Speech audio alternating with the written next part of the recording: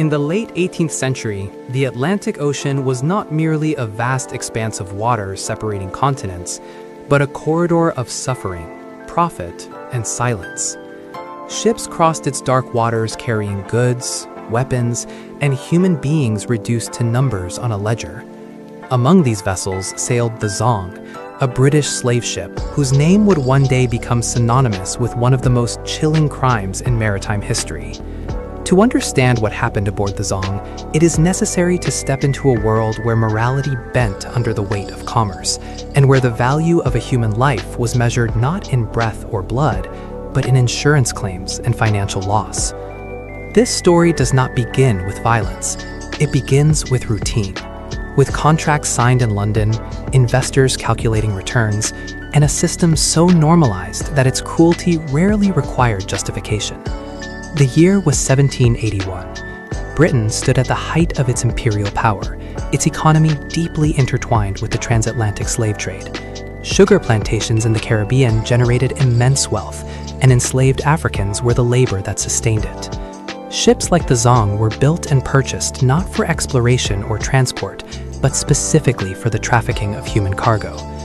The Zong itself had originally been named Zork, a Dutch vessel captured by the British and repurposed for slavery. By the time it left the African coast, it was overcrowded far beyond safety, carrying more than 400 enslaved men, women, and children into a space designed for far fewer. Disease spread quickly, water supplies ran dangerously low, and from the very start, the journey was plagued by incompetence, poor navigation, and fatal decisions made by men who would later claim they had no other choice. Command of the Zong rested with Captain Luke Collingwood, a man whose experience at sea did not match the responsibility placed upon him. He was ill for much of the voyage, physically weak and mentally strained, delegating navigation to others while maintaining authority over decisions of life and death. As the ship drifted across the Atlantic, miscalculations in navigation caused it to miss its intended destination. Days turned into weeks, water supplies dwindled. The enslaved passengers, already weakened by disease and confinement, began to die at alarming rates. Each death was recorded not as a human tragedy, but as a loss of property.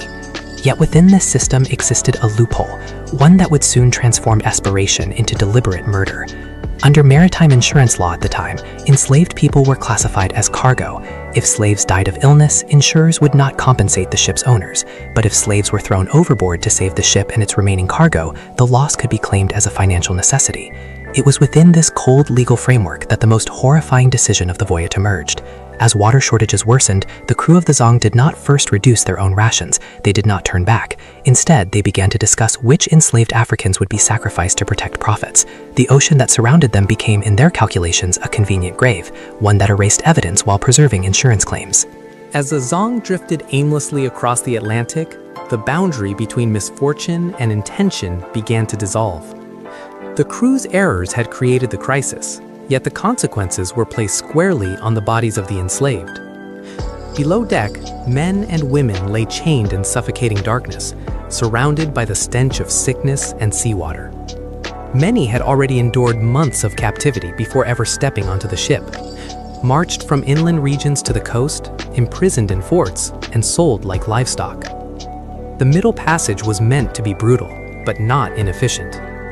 Every delay reduced profit, every death cut into returns. To the crew above, the suffering below was not invisible. It was simply irrelevant. What mattered now was not survival for all, but survival for enough. The shortage of fresh water became the central justification for what followed.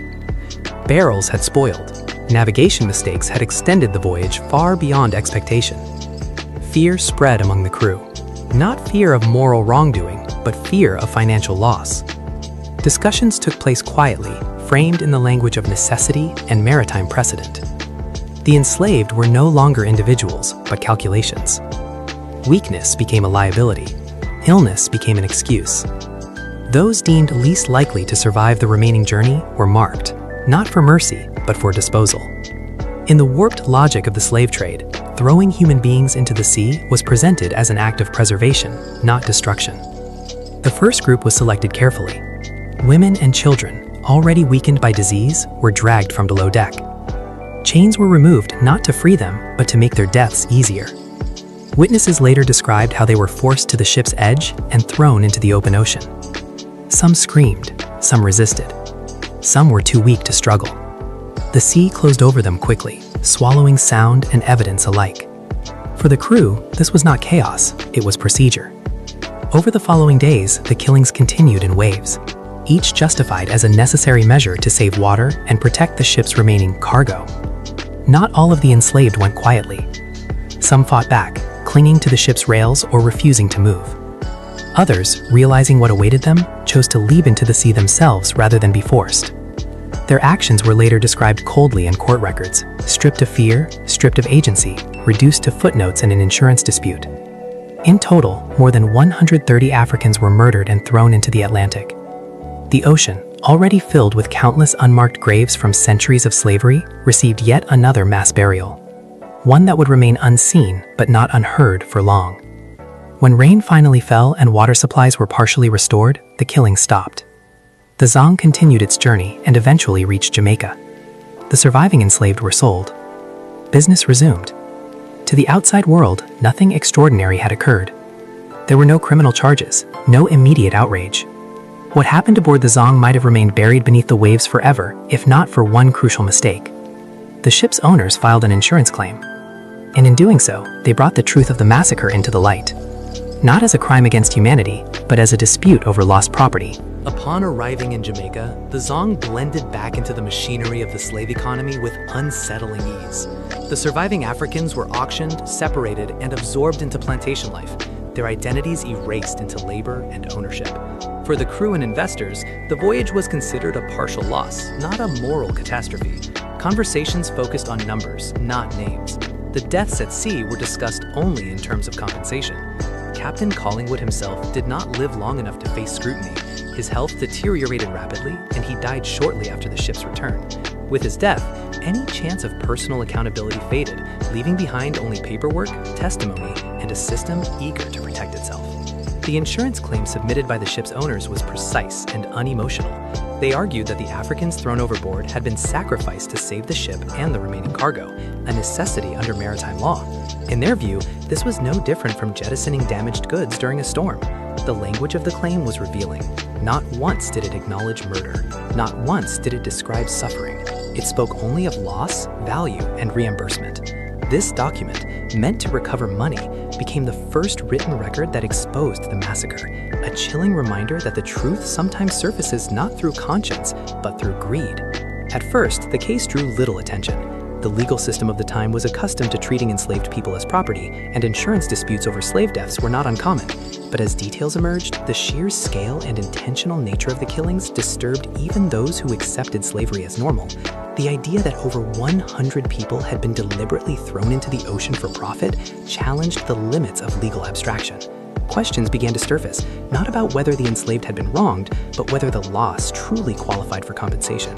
It was an argument that exposed the grotesque priorities of the era. This moment marked a quiet but significant shift. The Zong was no longer just a ship. It became a case, a precedent, a story whispered in legal circles and abolitionist networks. The Atlantic, which had swallowed the bodies of the murdered, could not silence the implications of what had occurred. What began as a routine voyage had transformed into a legal and moral test, one that would force Britain to confront, however indirectly, the human cost of its empire. The trial that followed would not deliver justice as modern audiences might expect, but it would ignite outrage, fuel abolitionist arguments, and ensure that the Zong would not disappear into history unnoticed. Thus ends the first chapter of the story, a journey defined by calculation, cruelty, and silence. The killings aboard the Zong were not an accident of chaos, but a product of a system designed to convert human lives into profit. In the next phase, the massacre would leave the ocean and enter the courtroom, where the value of those lives would be debated not in terms of humanity, but in pounds and shillings. And in that cold exchange, the world would begin to see slavery for what it truly was.